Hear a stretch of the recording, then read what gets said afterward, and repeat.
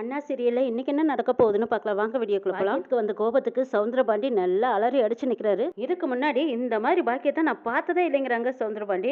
ஐயா அம்மாவை நான் இதுக்கு முன்னாடி இப்படி எல்லாம் பார்த்ததே இல்லை. அடே அப்பா, சத்தியமா அம்மாவை பேய் தான் பிடிச்சிருக்குதுன்னு சனியன் சொல்றாங்க. அந்த பக்கமா முத்துப்பாண்டி எஸ்கே எல்லாரும் வராங்க. இப்ப ஆத்திரத்தை அடக்கி அமைதியா இருக்காளான்னு கேக்குறாங்க சவுந்தரபாண்டி. இன்னும் ஆத்திரம் அடங்காம தான் இருக்குங்கிறாங்க முத்துப்பாண்டி. அப்பா தயவு செய்து ரூமுக்குள்ள மட்டும் போயிடாத, ஏதாச்சும் வேணும்னா இதை நிக்கிறாள் எஸ்கே இவகிட்ட கேட்டு வாங்கிக்கோங்கிறாங்க முத்துப்பாண்டி. எப்போ இப்ப போய் இவனுக்கு தைரியம் இருந்தா அம்மா கிட்ட உள்ள ரூமுக்குள்ள போய் ஏதாவது எடுத்துட்டு வா பார்க்கலாம் அப்படின்னு சிவபாலான்னு சொல்றாங்க. டே சிவபாலா கொஞ்சம் கம்மன் இருடா அப்படிங்கிறாங்க முத்துப்பாண்டி. அப்பா உடனே பரணிக்கு போன் பட்டு ஏதாவது சைக்காலஜி ப்ராப்ளமா இருக்க போது, அவ வந்து ஏதாவது டோஸ் கொடுப்பா, கூப்பிட்டு பேசுங்கிறாங்க. அம்மா நல்லா தூங்கி ரெஸ்ட் எடுத்தாங்கன்னா சரியா போயிடும். எஸ்கே வா அந்த டேபிள போய் சுத்தம் பண்ணலாம் அப்படின்னு முத்துப்பாண்டி கூட்டிட்டு போறாங்க. எஸ்கேயும் முத்துப்பாண்டியும் அந்த டேபிள கிளீன் பண்ணிட்டு இருக்காங்க. சவுந்தரபாண்டிக்கு இதெல்லாம் பொறுக்காம மனசுக்குள்ளேயே பேசிக்கிறாங்க. என்னாச்சு இந்த ஒத்த ஓட்டு முத்துப்பாண்டி மேல இவ்வளவு பாசமா காட்டிட்டு இருக்கிறான் இந்த பாண்டி பையன், என்னடான்னா பொண்டாட்டிக்கு கூச்சத்துக்கு போயிடுவான் போல இருக்குது. அச்சோ இது இப்படியே விடக்கூடாதுன்னு நினைக்கிறாங்க சவுந்தரபாண்டி. இந்த எஸ்கே பொண்ணு என்னடான்னா முத்துப்பாண்டியை கட்டி கட்டி பிடிச்சிக்குது. அச்சோ என் பொண்டாட்டி வேற பேய் பிடிச்சு அலையிறாளே, இந்த வீட்டுல என்னதான் நடக்குதுன்னு எனக்கு ஒன்றும் புரியலையே. அப்படியே முருகா என்னதான் நடக்க போதுன்னு தெரியல அப்படின்னு நினைச்சிட்டு இருக்கிறாங்க சவுந்தரபாண்டி. இங்க ரத்னா பஸ்க்காக வெயிட் பண்ணிட்டு இருக்கிறாங்க. அங்கே வெங்கடேஷ் வராது. வந்தது என்ன மேடம் வாங்க போகலாம் அப்படின்னு கூப்பிடுறாங்க. இல்லை பஸ் வரல, அண்ணன் வரேன்னு சொல்லியிருக்கு, அதான் நான் வெயிட் பண்ணிட்டு இருக்கிறேங்கிறாங்க.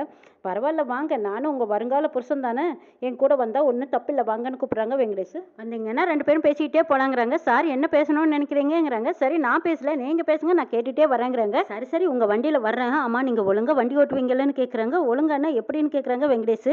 இல்லை கீழே கீழே போட்டுற மாட்டீங்களே அப்படின்னு கேட்குறாங்க. ரத்னா முயற்சி பண்ணுறேன் வாங்க என் கூட வந்து தப்பில்லை அப்படின்னு கூட்டிகிட்டு போகிறாங்க. ரத்னாவும் வெங்கடேஷும் பேசிக்கிட்டே போயிட்டு இருக்கிறத அந்த பக்கமாக வழியில் முத்துப்பாண்டி ஃபோன் பேசிட்டு இருக்கிறவர் பார்த்துக்கிறாங்க. பார்த்துட்டு பின்னாடியே ஃபாலோ பண்ணிட்டு இருக்கிறாங்க. இதை ரத்னா கவனிச்சிடுறாங்க. முத்துப்பாண்டியும் விடுவேன்னு ஆறு நடிச்சுக்கிட்டே வர்றாங்க. ரத்னா திரும்பி பார்த்து போட்டு வெங்கடேஷ் கொஞ்சம் வேகமாக போங்க, முத்துப்பாண்டி நம்மளை ஃபாலோ பண்ணிகிட்டே வர்றாங்கிறாங்க. அவன் எதுக்கு நம்மளை ஃபாலோ பண்ணுறான்னு கேட்குறாங்க வெங்கடேஷ். அவனுக்கு தான் கல்யாணம் ஆயிடுச்சு, கல்யாணம் ஆகி இன்னும் திருந்தலையான்னு வெங்கடேஷ் திட்டிகிட்டே வராங்க. ஒன்றும் வேண்டாம், நான் வேணா அண்ணனுக்கு ஃபோன் பண்ணிட்டுமான்னு ரத்னா கேட்குறாங்க. அதெல்லாம் ஒன்றும் வேண்டாம், என்கிட்ட வந்து பேசட்டும், அவனுக்கு இருக்கு இன்னைக்கு அப்படின்னு வெங்கடேஷ் கோவமாக பேசுகிறாங்க. அவங்ககிட்ட எல்லாம் நீங்கள் எதுவும் பேசாதீங்க வெங்கடேஷுங்கிறாங்க ரத்னா.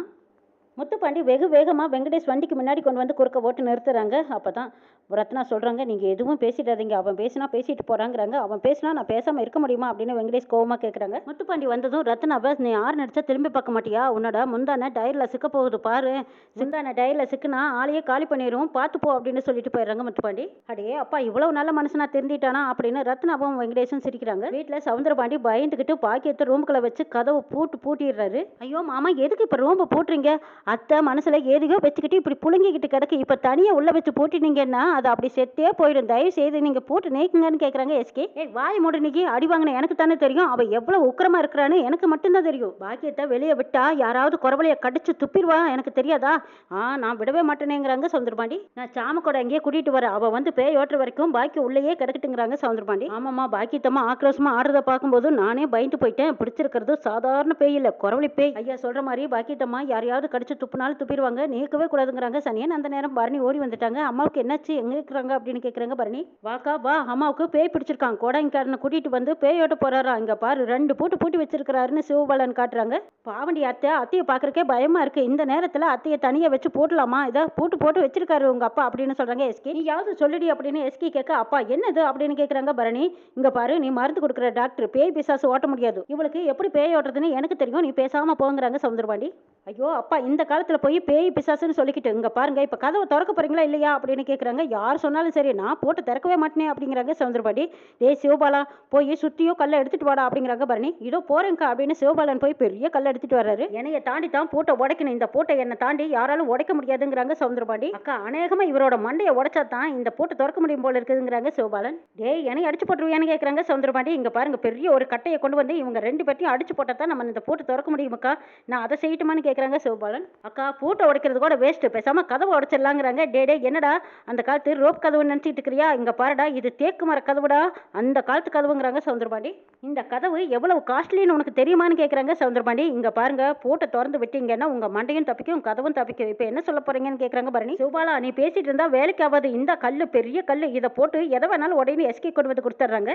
நீங்க எல்லாம் செஞ்சாலும் செஞ்சிருவீங்க, நாசமா போங்க, எப்படியோ போங்க, இந்தாங்க சாவி, பூட்டை திறந்து உள்ள போங்க எப்படியோ போங்க நாசமா போங்க அப்படின்னு சொல்லிக்கிட்டே சவுந்தரபாண்டி பாட்டு படிக்கிட்டே போயிடுறாரு. பரணி உள்ள போனதும் பாக்கியம் அப்படியே பித்து பிடிச்ச மாதிரி உட்காந்துருக்காங்க. அம்மா ஏமா இப்படி பண்ற அப்படின்னு சொல்றாங்க. சிவபாலன் எஸ்கி 2 பேத்தையும் வெளியே அனுப்புறாங்க. பரணி நீ போய் வெதுவெதுன்னு சுடுதண்ணி கொண்டு வா அப்படிங்கிறாங்க. எஸ்கியும் சரின்ட்டு போயிடுறாங்க. சிவபாலா நீ கொஞ்ச நேரம் வெளியில இரு, நான் அம்மாட்ட பேசிட்டு வரேங்கிறாங்க. சிவபாலன் வெளியில போயிடுறாங்க. ஏமா இப்படி பண்ற, நடந்ததெல்லாம் பெரிய அநியாயம் தான். ஒரு நாள் அப்பாவை நான் அருவாள் தூக்கிட்டு வெட்டருக்கு வந்தனால எதுக்காக உனக்கு தெரியுமான்னு கேட்குறாங்க பரணி. அப்பதான் பாக்கியம் எதுக்காகன்னு கேட்குறாங்க. இந்த மாதிரி தான் நானும் எல்லா விஷயம் தெரிஞ்சதுக்கு அப்புறமா எனக்கு நெஞ்சே வெடிச்சிரும் போல இருந்தது.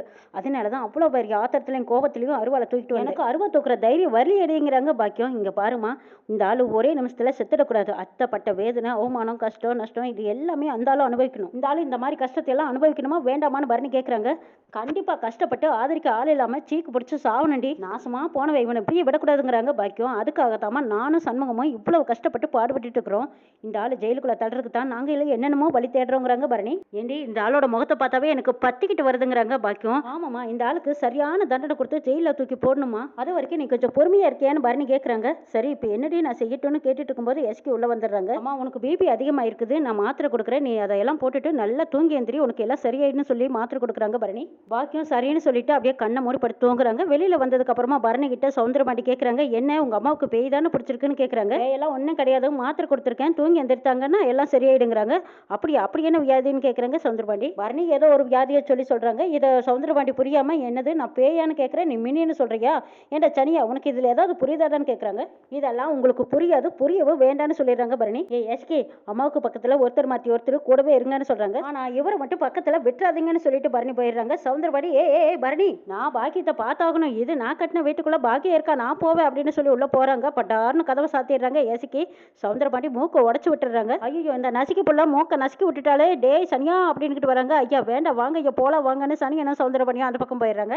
ரத்னாவும் வெங்கடேஷும் தெருவோரமா வந்து நிக்கிறாங்க. என்னை இங்கேயே இறக்கி விட்டுருங்க, வீட்டுக்கு நான் போய்க்கிறேங்கிறாங்க. ரத்னா என்னாச்சு, ஏன் நான் வீட்டுக்கு கொண்டு வந்து விடக்கூடாதாங்கிறாங்க. வேண்டாம் வேண்டாம், இது வரைக்கும் கொண்டு வந்து விட்டதே பெரிய விஷயம், இதுவே ஊருக்குள்ள பெருசா பேசிட்டு இருப்பாங்க தெரியுமாங்கிறாங்க. அப்பா நீங்களே ஊர் முழுக்க பரப்பி விட்டுருப்பீங்க போல இருக்கு பிரின்சிபல் மேடம்னு கேட்குறாங்க வெங்கடேஷ். மேடம் பிரின்சிபல் மேடம் நான் போய்ட்டு ஆகணுமானுங்கிறாங்க. ஆமா நான் பிரின்சிபல் மேடம், நீங்க டீச்சர், நான் சொன்னதை நீங்க கேட்டு தான் ஆகணும், இப்போ போங்க அப்படிங்கிறாங்க. வெங்கடேஷும் சிரிச்சுக்கிட்டே சந்தோஷமா போறாங்க. இதை அங்கிருந்து சூடாமணி பார்த்துக்கிட்டே இருக்காங்க. ரத்னா வந்ததும் சூடாமணி ஓடி வந்து ஆசையா கேட்குறாங்க, ஏமா அந்த தம்பி தானே வெங்கடேஷ்னு கேட்குறாங்க.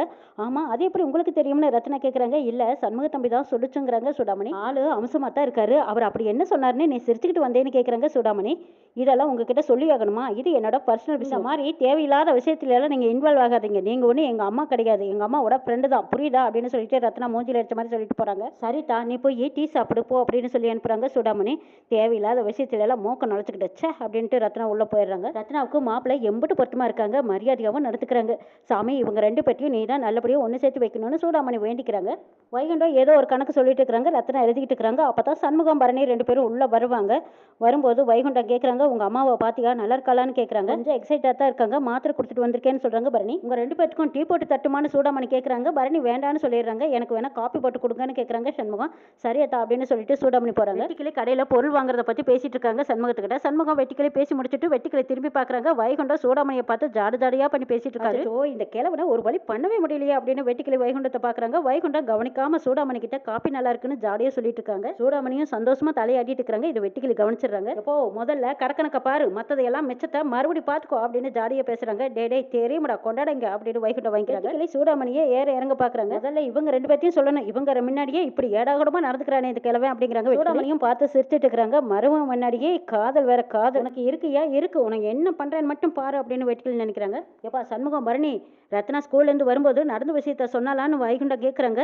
சொன்னமாமா எங்கன்னு இவ்வளவு மாறிட்டானான்னு எனக்கே சந்தேகமா இருக்குங்கிறாங்க பரணி. அதான் இனிமே முத்துப்பாண்டினால எந்த பிரச்சனையும் இல்லைன்னு ஆயிப்போச்சல்ல, அப்புறம் ரத்னா கல்யாணத்தை பேசி முடிச்சிட வேண்டியதான்னு வைகுண்டம் கேட்குறாங்க. ரத்னாவோட முகத்துல கல்யாண கலை வந்த சந்தோஷம் தெரியுது. என்ன நடக்க போகுதுங்கிறதையும் நாளை சொல்ல பார்க்கலாம்.